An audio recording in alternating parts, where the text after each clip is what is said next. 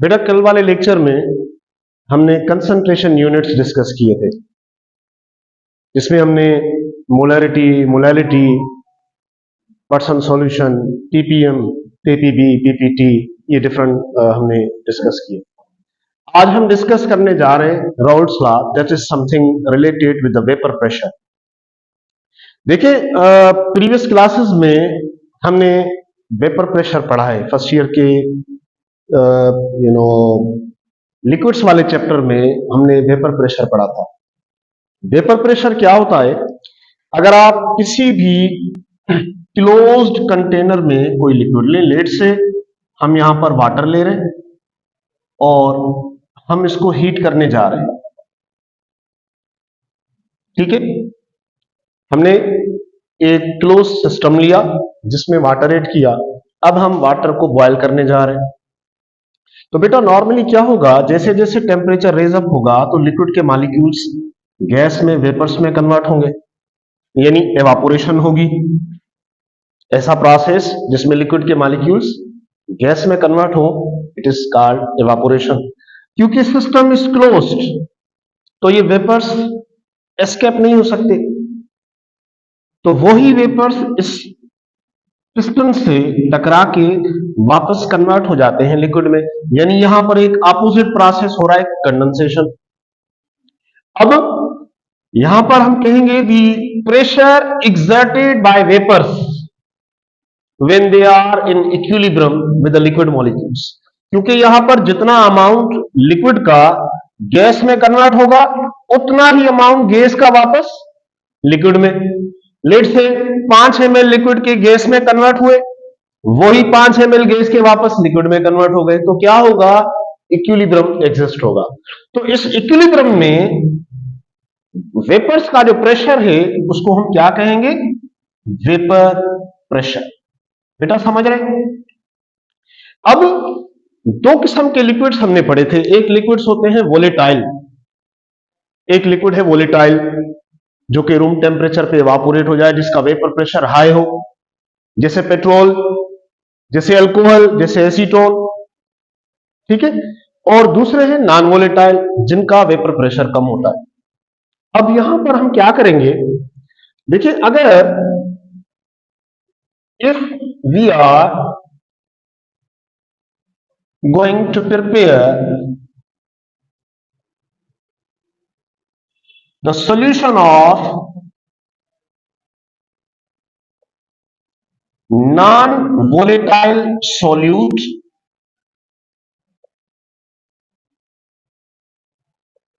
into volatile solvent। बाबा ये बात तो क्लियर हो गई कि वोलेटाइल लिक्विड्स का वेपर प्रेशर हाई होगा, नॉन वोलेटाइल लिक्विड्स का वेपर प्रेशर लो होगा। ये तो बात समझ रहे हो आप? समझ रहे? तो अब सुने, तवज्जो दें। अब मैं कह रहा हूं कि सपोज मैंने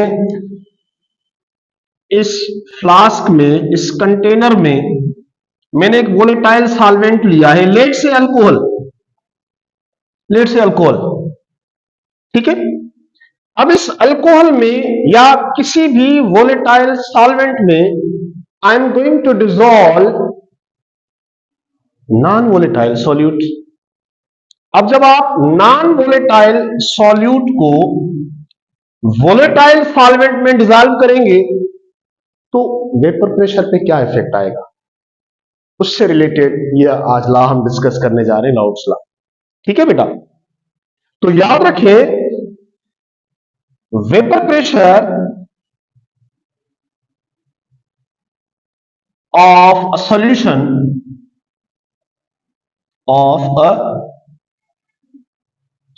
लेकिन कौन सा सॉल्यूशन, ये नंबर ऑफ सॉल्यूशंस हियर, लेकिन मैं उस सॉल्यूशन की बात कर रहा हूं बाबा, made up of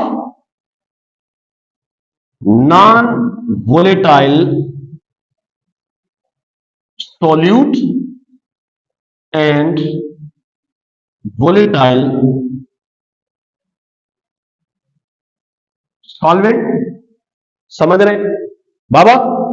vapour pressure उस सॉल्यूशन का जो बाबा made up of non volatile solute and volatile solvent, उसका जो वेपर प्रेशर है is directly proportional to mole fraction of solvent. बाबा इस तरफ देखें, ये रहा वेपर प्रेशर सॉल्यूशन का, मैं कह रहा हूं ये डायरेक्टली प्रोपोर्शनल होगा किसके, मोल fraction of the solvent x1। समझ रहे बेटा, सॉल्यूशन के अंदर दो कंपोनेंट्स हैं, एक सॉल्यूट एक सॉल्वेंट। तो इसका मतलब ये हुआ, देखें x1 plus x2 it is always equal to 1। Mole fraction में दोनों कंपोनेंट का सम हमेशा 1 के बराबर होगा। तो बाबा ये x1 क्या है, मोल फ्रैक्शन ऑफ सॉल्वेंट, x2 क्या है, सॉल्यूट। तो समझने की कोशिश करें, मैं कह रहा हूं कि हमारे पास एक सॉल्वेंट था, उसका वेपर प्रेशर हाई था। अब हमने क्या किया, उसमें नॉन पोलर सॉल्यूट ऐड कर दिया। जब आपने नॉन पोलर सॉल्यूट ऐड किया तो अब तो वो वेपर प्रेशर वो नहीं रहेगा ना, अब वेपर प्रेशर चेंज हो जाएगा। तो यहां पर मैंने कहा है कि उस सॉल्यूशन का जो वेपर प्रेशर है, वो सॉल्यूशन जो नॉन वोलेटाइल सॉल्यूट और वोलेटाइल सॉल्वेंट की बनी हुई है, उसका वेपर प्रेशर डिपेंड करेगा x1 पर। x1 का मतलब mole fraction of the solvent, directly proportional to mole fraction of the solvent. इसका मतलब यह है कि जितना सॉल्वेंट का मोल फ्रैक्शन ज्यादा उतना वेपर प्रेशर ज्यादा, क्योंकि सॉल्यूट की वजह से तो इसका वेपर प्रेशर डिक्रीज होगा, क्योंकि वो तो नॉन वोलेटाइल है। तो नॉन वोलेटाइल सॉल्यूट को जब आप ऐड करेंगे वोलेटाइल सॉल्वेंट में तो उसका वेपर प्रेशर डिक्रीज हो जाएगा। That's why it is directly proportional to the mole fraction of x1। Clear बेटा, क्लियर हो गया। अब देखें इस तरफ, बाबा अगर मैं इस साइन को हटाऊंगा तो कोई ना कोई कांस्टेंट आता है ना। देखें, हम कहेंगे P is equal to P naught x1, P is equal to P naught x1। P क्या है बेटा, vapour pressure of solution, P naught क्या है, वेपर प्रेशर ऑफ सॉल्वेंट। ये सॉल्वेंट का वेपर प्रेशर है और ये सॉल्यूशन का, ये सॉल्यूशन का, ये सॉल्वेंट का। अच्छा, अब क्योंकि सिंस बेटा ऊपर हमने लिखा है कि x1 प्लस x2 बराबर होता है 1 के, अगर ना मैं यहां पर x1 की वैल्यू निकालना चाहूं, अगर हम x1 की वैल्यू कैलकुलेट करना चाहें यहां से, तो कैसे करेंगे बाबा, x1 हो जाएगा 1 minus x2।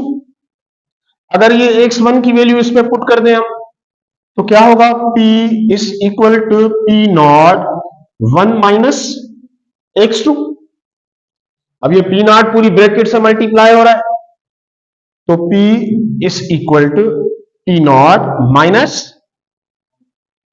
P naught x2। ठीक है। अच्छा, अब यहां पर हम डिफरेंस कैलकुलेट कर सकते हैं।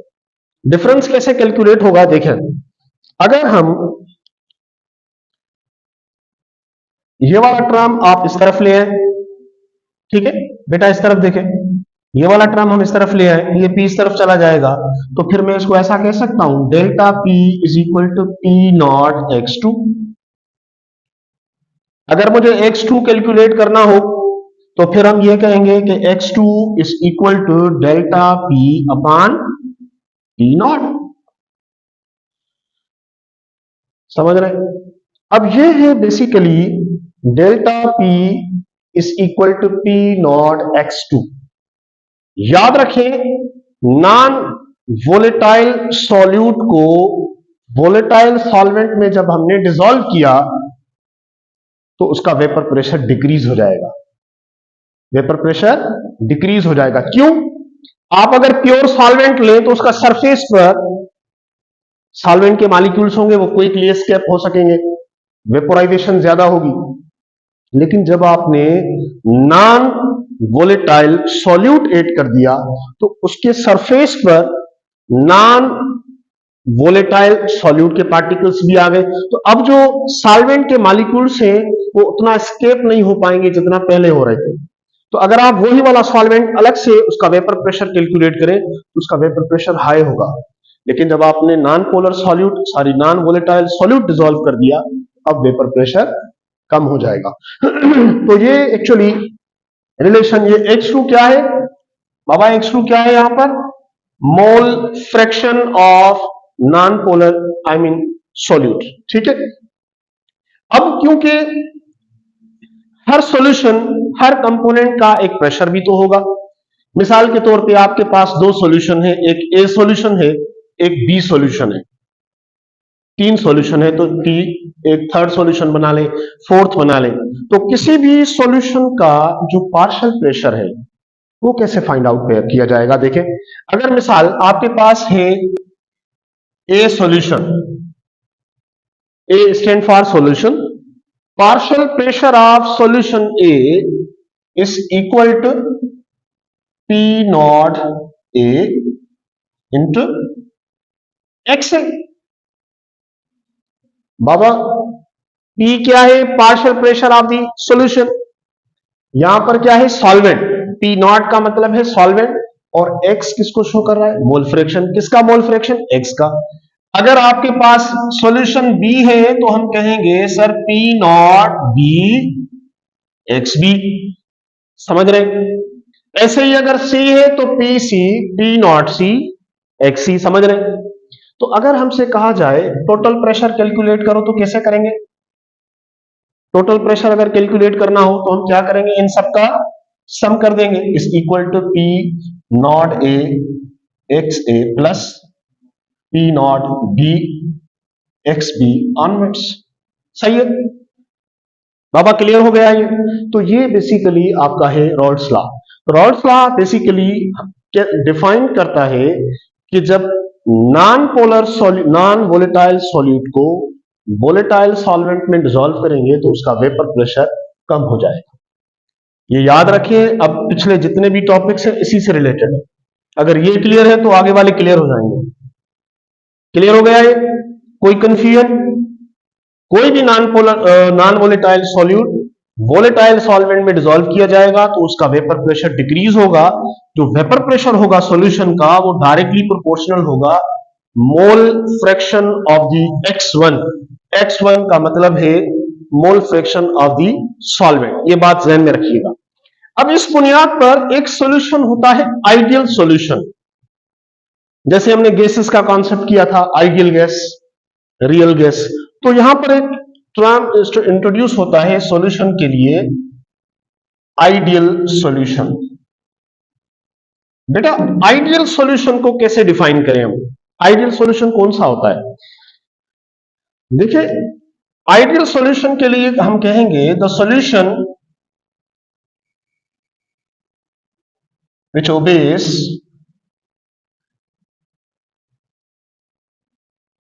Raoult's law at all temperature and concentration। बेटा हर उस सॉल्यूशन को आइडियल कहा जाएगा। हर वो सॉल्यूशन आइडियल होगा जो राउल्स लॉ को ओबे करे हर टेम्परेचर पर और हर कंसंट्रेशन। ठीक है। Second point, in an ideal solution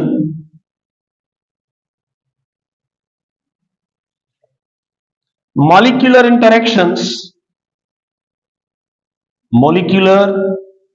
interactions A B B or A B will be same। बाबा इस पॉइंट का मतलब है कि इन केस ऑफ आइडियल सॉल्यूशन, अगर आइडियल सॉल्यूशन है तो हमने पढ़ा है कि लिक्विड्स के अंदर इंटरेक्शंस होती हैं, इंटरमॉलिक्यूलर फोर्सेस होते हैं। तो आइडियल सॉल्यूशन के अंदर चाहे सेम मॉलिक्यूल्स हैं या डिफरेंट मॉलिक्यूल्स हैं, उनमें इंटरेक्शंस ऑलमोस्ट सेम होती हैं, तभी इसको आइडियल कहा जाता है। लेकिन ऐसा रियल केस में पॉसिबल नहीं है कि आपके पास डिफरेंट टाइप के मॉलिक्यूल्स हैं, सेम टाइप के मॉलिक्यूल्स हैं और इंटरेक्शन सेम है, तो रियल सेंस में यह पॉसिबल नहीं है। Third one, in ideal solution या in the preparation of ideal solution,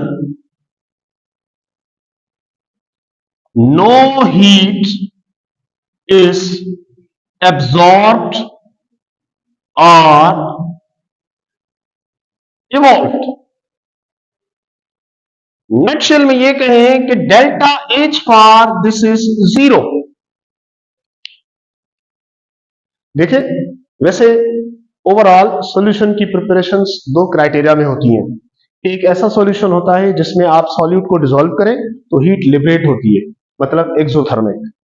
कुछ साल्ट ऐसे होते हैं कि आपने उसमें डिसॉल्व किया सॉल्वेंट में, लेकिन बट वो कंप्लीटली डिसॉल्व नहीं हुआ, तो उसको हमने हीट करना होता है। यानी कुछ सॉल्यूशन की जो प्रिपरेशन है वो एंडोथर्मिक है और कुछ की वो क्या है, एक्सोथर्मिक। लेकिन ये क्या है, आइडियल सॉल्यूशन की प्रिपरेशन में ना तो हीट एब्जॉर्ब होगी ना हीट रिलीज होगी, यानी डेल्टा एच 0। ठीक है। In ideal solution the change in volume will also be 0। Ideal solution की प्रिपरेशन में वॉल्यूम चेंज नहीं होगा। तो ये वो 4 पॉइंट्स हैं जो कि आइडियल सॉल्यूशन को सपोर्ट करते हैं। तो याद रखा जाए कि आइडियल सॉल्यूशन आप हर उस सॉल्यूशन को कहेंगे जो राउल्ट्स लॉ को ओबे करे हर टेम्परेचर, हर कंसंट्रेशन पर। ठीक है, जिसमें मॉलिक्यूलर इंटरेक्शन सेम हो, जिसमें डेल्टा एच 0 हो, ना हीट एब्जॉर्ब हो ना हीट लिबरेट हो, इवॉल्व हो, और जिसका वॉल्यूम 0 है, तो that is called ideal solution. जिस सॉल्यूशन के अंदर ये सारी पॉइंट्स नहीं है तो क्या है, नॉन आइडियल। इसका मतलब वो क्या है, रियल सॉल्यूशन। क्लियर हो गया। अब अगेन राउल्ट्स लॉ से रिलेटेड मैंने कहा ये सीक्वेंस में टॉपिक्स है। अब इसी से रिलेटेड एक फिजिकल प्रॉब्लम है, कोलिगेटिव प्रॉपर्टीज। कोलिगेटिव प्रॉपर्टीज बेटा याद रखें, हमने वेपर प्रेशर से कॉन्सेप्ट स्टार्ट किया कि वेपर प्रेशर, प्योर सॉल्वेंट का वेपर प्रेशर ज्यादा होता है। जब आपने नॉन पोलर सॉल्यूट को सॉल्वेंट में डिसॉल्व किया तो उसका वेपर प्रेशर कम हो जाएगा। ये बात ध्यान में रखिए, मैं अगेन एंड अगेन रिपीट कर रहा हूं because we are going to discuss the same here in case of colligative properties. Colligative properties क्या है, ये फिजिकल प्रॉपर्टीज है। फिजिकल प्रॉपर्टीज में वो properties, the physical properties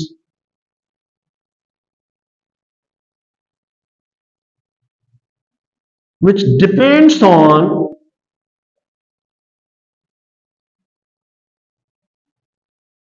the number of solute particles rather than the nature of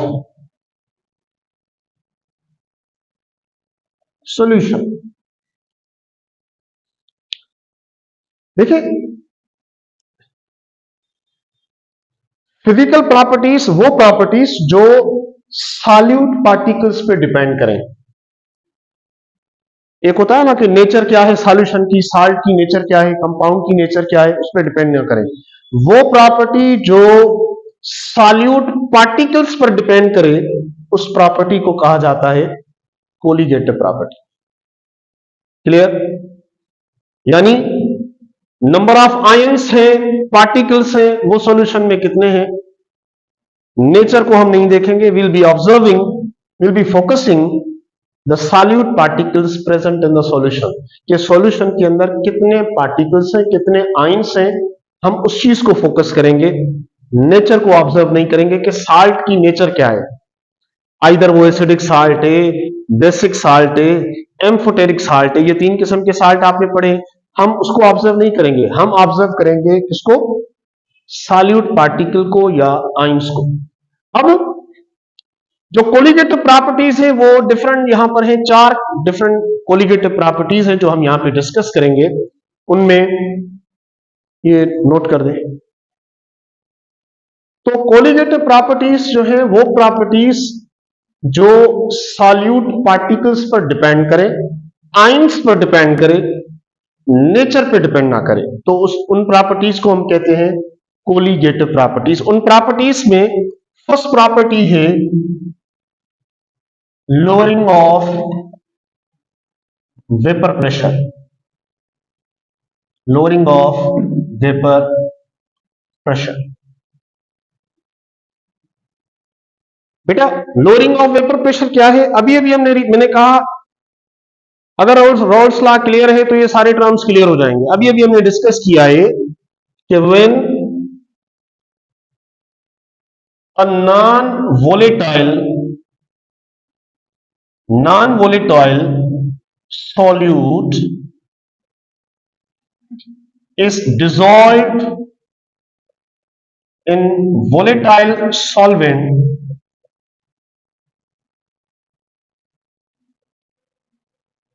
vapor pressure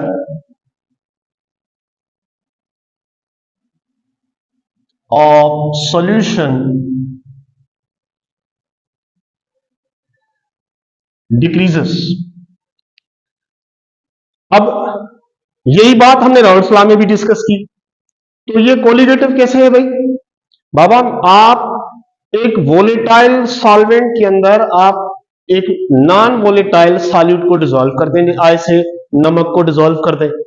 बाबा जब आप किसी भी साल्ट को डिसॉल्व करेंगे तो वो क्या है, पार्टिकल्स प्रोड्यूस करेंगे, आइंस होंगे। तो जितने ज्यादा पार्टिकल्स आइंस सॉल्यूशन के अंदर होंगे उतना उसका वेपर प्रेशर कम होगा। अभी अभी हमने कहा x2 is equal to delta P upon P not.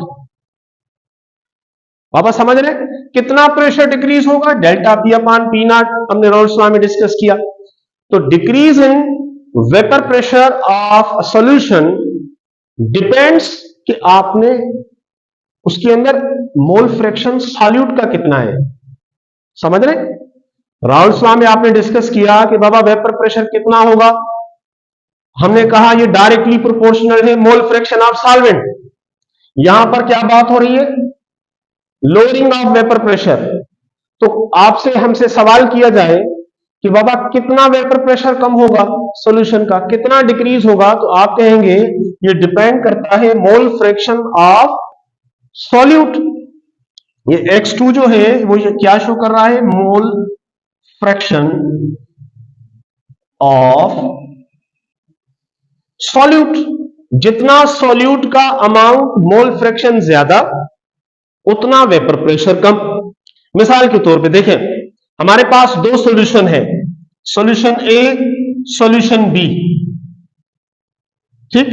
अगर हम सॉल्यूशन ए के अंदर 0.5 मोल सॉल्यूट के ऐड कर रहे हैं, 0.5, और सॉल्यूशन बी के अंदर हम ऐड कर रहे हैं 1.5 मोल्स ऑफ सॉल्यूट। तो बेटा किसमें वेपर प्रेशर कम डिक्रीज ज्यादा होगा, सॉल्यूशन ए के अंदर सॉल्यूट कितना है 0.5 और सॉल्यूशन बी के अंदर सॉल्यूट कितना है 1.5। ये 1.5 मोल से, तो मोल फ्रैक्शन भी तो इसी से निकलेगा ना, तो यहां पर इसका मोल फ्रैक्शन ज्यादा है, तो जितना मोल फ्रैक्शन सॉल्यूट का ज्यादा होगा उतना वेपर प्रेशर कम होगा। तो ये प्रॉपर्टी देखिए किसमें, अमाउंट का मतलब क्या है, पार्टिकल्स आइंस, तो ये प्रॉपर्टी कैटेगरी है कोलिगेटिव। वो प्रॉपर्टी जो नंबर ऑफ सॉल्यूट पार्टिकल्स पे डिपेंड करे, इसकी वजह से वेपर प्रेशर डिक्रीज होगा। तो जब हम कह रहे हैं मोल फ्रैक्शन ज्यादा, मोल फ्रैक्शन ज्यादा का मतलब उसमें सॉल्यूट के पार्टिकल्स ज्यादा होंगे, जितने पार्टिकल्स ज्यादा उतना वेपर प्रेशर कम। तो ये नेचर पे डिपेंड नहीं कर रहा, ये डिपेंड कर रहा है, ये जब आप बात कर रहे हैं 0.5 मोल 1.5 मोल, तो इसमें नेचर की तो बात ही नहीं है। 0.5 में मोल्स, बाबा मुझे बताएं किस में मॉलिक्यूल्स ज्यादा होंगे, किस केस में मॉलिक्यूल ज्यादा होंगे यहां पर 0.5 में 1.5 में 1.5 में। तो इसका मतलब है ये डिपेंड कर रहा है पार्टिकल्स पर, सॉल्यूट के पार्टिकल्स पे, यहां पर नेचर की बात नहीं हो रही। तो this type of property is called colligative property. तो ये हो गया lowering of vapour pressure. Clear. Second property है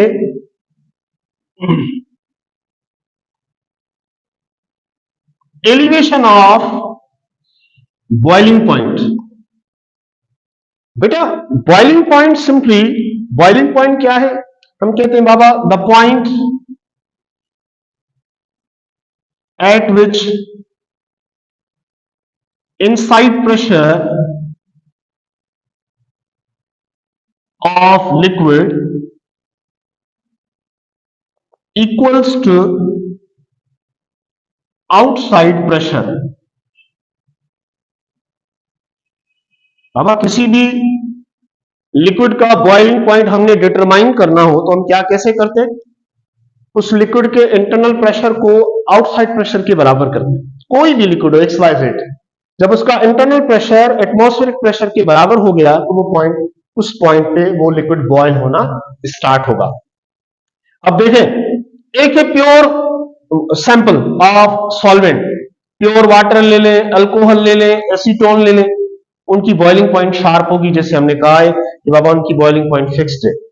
अब हम क्या करने जा रहे हैं, अज्यूम करें कि हमने एक सैंपल लिया और उस सैंपल के अंदर, मिसाल ये वाटर लिया है हमने, हमें पता है बाबा प्योर वाटर की बॉइलिंग पॉइंट है 100, ठीक है। या हम अल्कोहल यहां पर ले लेते हैं, अल्कोहल की बॉइलिंग पॉइंट है 78। हमने क्या किया, इसमें सॉल्यूट, वो नॉन वोलेटाइल, मिसाल NaCl डिसॉल्व कर दिया। अब क्या होगा, अब ये लिक्विड क्या उसी 78 पे बॉयल होगा, अब उसकी बॉइलिंग पॉइंट एलिवेट हो जाएगी।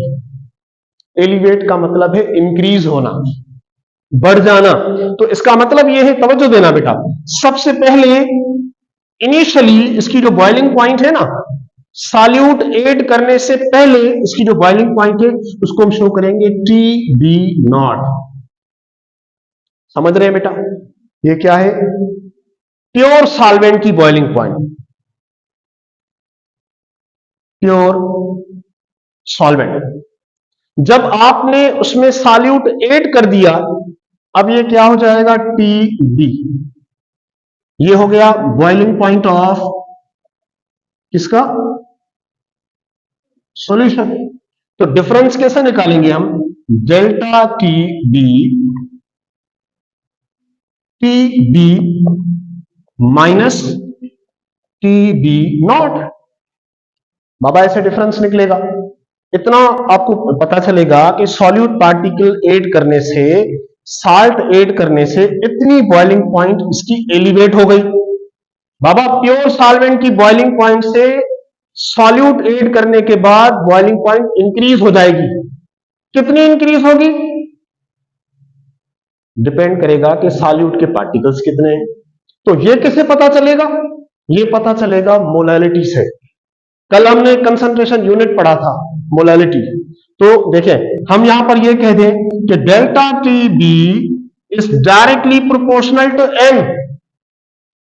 बाबा स्मॉल m क्या था, मोलैलिटी। या मैं कंप्लीट वर्ड लिख लेता हूं ताकि कंफ्यूजन ना हो। अच्छा, मोलैलिटी क्या था, number of moles of solute dissolve पर किलोग्राम। सही है, जितनी मोलैलिटी सॉल्यूशन की ज्यादा होगी, इसका मतलब है उतने सॉल्यूट के पार्टिकल्स ज्यादा होंगे, उतना टेम्परेचर डिफरेंस ज्यादा आएगा। समझ रहे, मिसाल आपके पास दो सॉल्यूशन है, एक सॉल्यूशन में आपने लेट से 50 ग्राम साल्ट के ऐड किए और एक सॉल्यूशन में हमने 100 ग्राम ऐड किया है, तो कहां पर एलिवेशन ज्यादा होगी, 100 ग्राम में ज्यादा होगी, क्योंकि उसकी मोलैलिटी ज्यादा होगी, पार्टिकल्स ज्यादा होंगे तो उसकी बॉइलिंग पॉइंट ज्यादा। अगेन बाबा ये प्रॉपर्टी नेचर पे डिपेंड नहीं कर रही, किस पे डिपेंड कर रही है? सॉल्यूट के पार्टिकल्स पे डिपेंड कर रही है, तो इसको क्या कहेंगे? Colligative property. तो lowering of vapour pressure, elevation of boiling point, ये दोनों क्या है? कोलिगेटिव प्रॉपर्टीज है। ये वो प्रॉपर्टीज है जो कि सॉल्यूट पार्टिकल्स पर डिपेंड कर रही हैं, नेचर पर डिपेंड नहीं कर रही। क्लियर? थर्ड जो सॉल्यूशन है, थर्ड जो प्रॉपर्टी है, that is depression of freezing point. Depression of freezing point. अच्छा, फ्रीजिंग पॉइंट क्या है? देखें, freezing point simply simple words में डिफाइन करते हैं, the point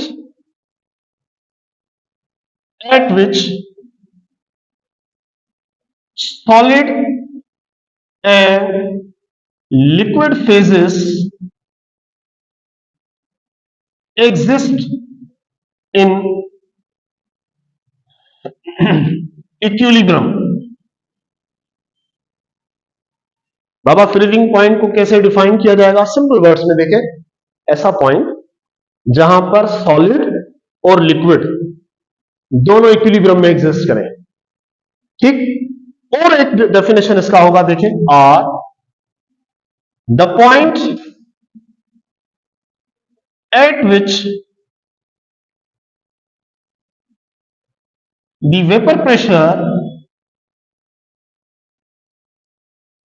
of solid and liquid is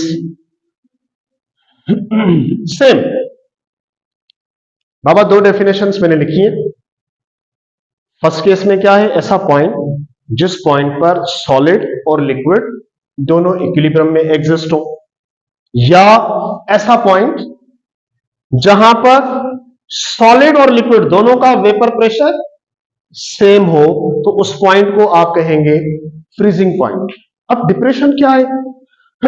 देखें, आप अगर प्योर सॉल्वेंट को फ्रीज करें, मिसाल के तौर पे पानी को अगर आप फ्रीज करें, वाटर को फ्रीज करें, तो 4 सेंटीग्रेड तक फ्रीज हो जाता है, ठीक है।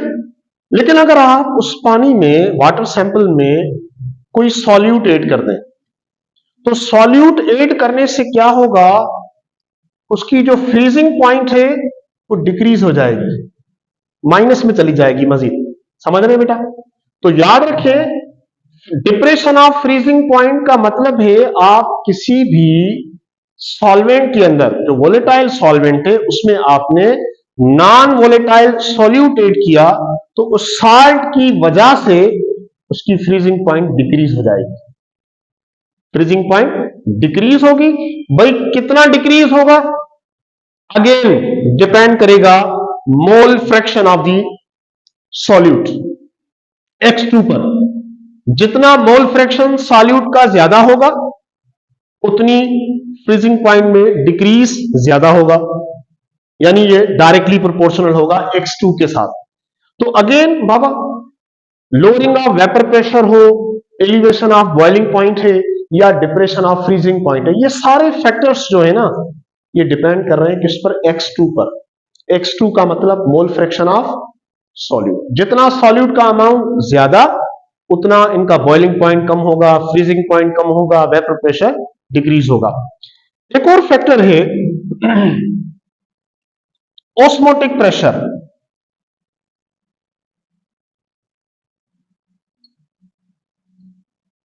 ऑस्मोटिक प्रेशर बाबा, ऑस्मोसिस बेसिकली कहते हैं movement of water molecules,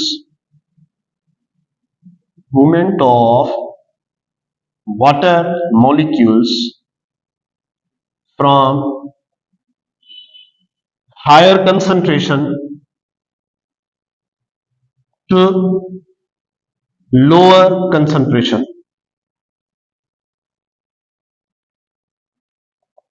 movement of water molecules from higher concentration to lower concentration. अब ऑस्मोटिक प्रेशर में साल्ट का क्या कॉन्सेप्ट है, या सॉल्यूट ऐड करने से क्या होगा? देखें, एक सिंपल मिसाल यहां पर दिया हुआ है। अगर हमारे पास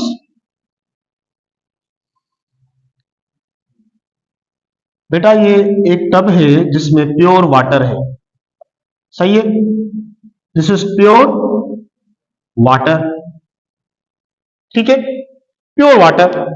अब इसमें हम एक फ्लास्क ऐड करने जा रहे हैं,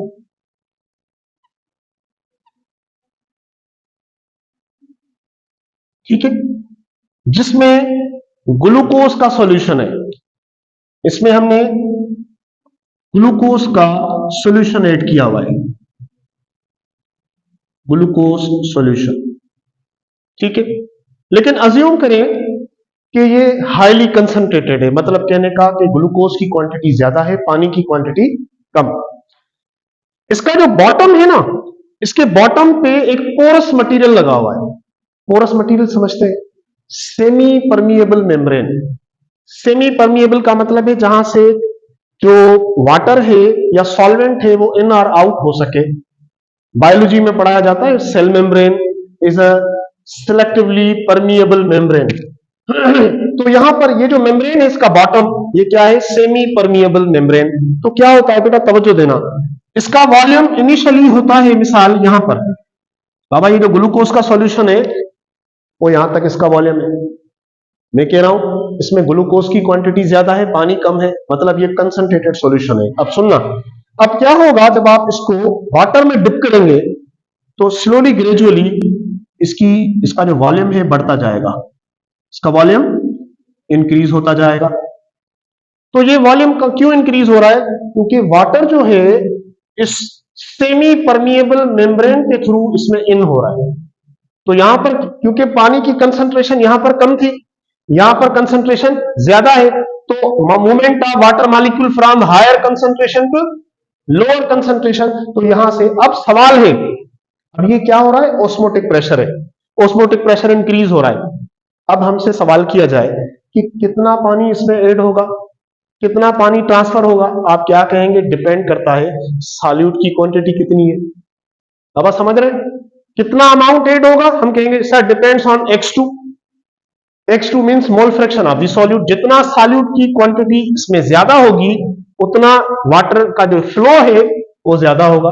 तो इसको क्या कहेंगे, अच्छा इसका सिंपल मिसाल दूं, जो फ्रेश वाटर फिशेस होती हैं, फ्रेश वाटर फिशेस जो होती हैं वो स्विम कर रही होती है पानी में। अब क्या होता है, उसका इंटरनल बॉडी के अंदर जो पानी होता है, बॉडी फ्लूइड जो है वो ज्यादा नमकीन होता है।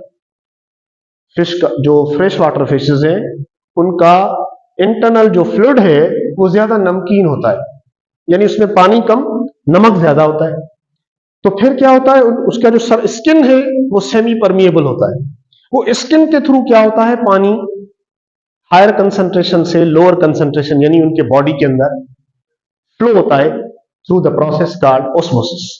तो अगेन भाई कितना पानी फिश की बॉडी के अंदर इन होगा, डिपेंड करेगा सॉल्ट पे कि कंसंट्रेशन कितनी है साल्ट की, साल्ट के पार्टिकल्स कितने हैं।